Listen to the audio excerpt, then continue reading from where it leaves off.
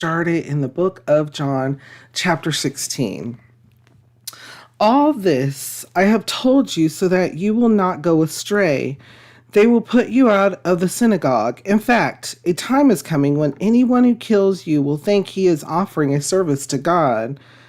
They will do such things because they have not known the Father or me. I have told you this, so that when the time comes, you will remember that I warned you.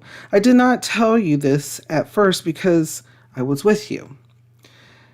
And so this is picking right back up about Jesus talking to his disciples, telling them how much from the previous Bible study, what they're going to run into. And we can take a look at it by bringing it from past to present. There's a lot of times in life where it comes to morals, where it comes to standards, that people take a look at each other's lives and make judgments. And or they feel as though one may be making a judgment because of the way that they are perceived to live or act. So there's many different ways to take this as well. Is living and having a walk with the Lord going to be completely 100% peaceful and free of issues? No.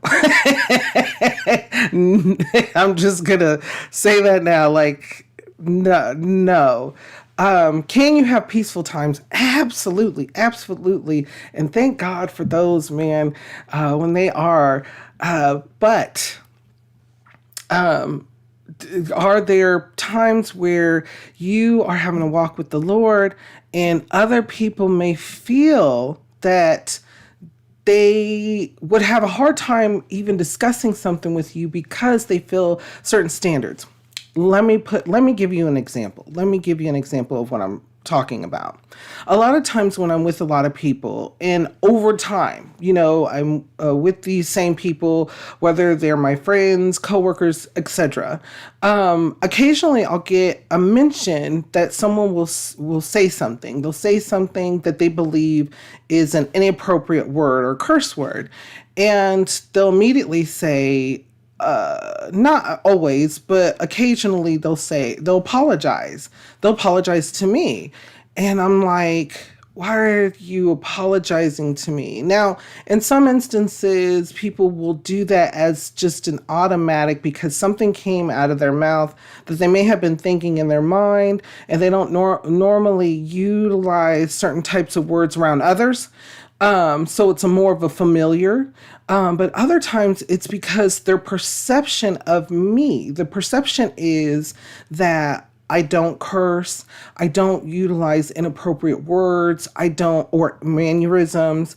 There's a lot of perceiving going on when it comes to that. When I do hear that apology, I actually, a lot of times I say, oh, you don't have to apologize to me.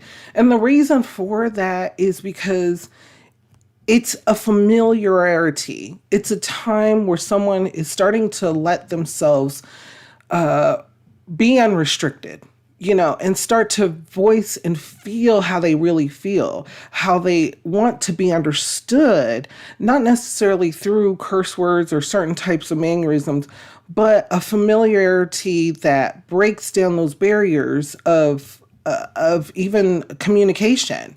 When it comes to being familiar, when it comes to being okay with certain types of reactions even.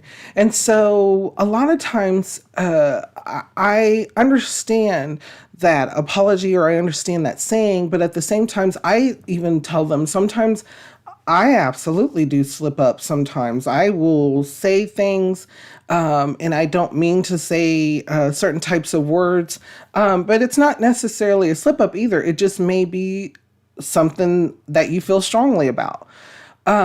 Also, with that being said, it's not necessarily me that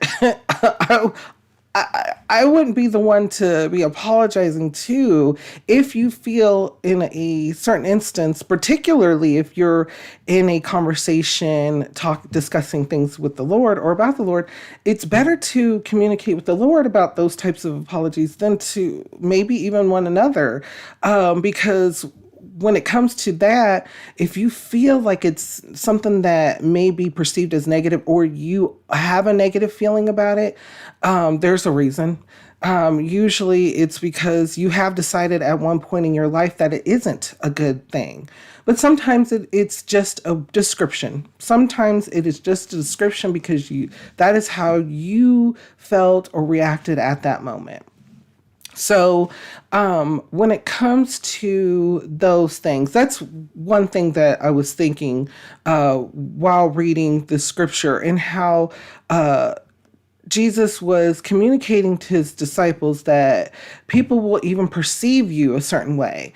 And in those cases of perceptions, they may go as far as wanting to harm you or do something to you because of that perception, or not invite you, or not include you, or leave you out, or try to put you in a situation where there is difficulty, not helping you, or not being all inclusive. We hear those words a lot lately. So in different ways, we can see that even that perception can take effect even to this day, of how someone that may be perceived as walking with the Lord, and or in a certain light, or be perceived as something that is something that shows upon themselves, that is a reflection of themselves that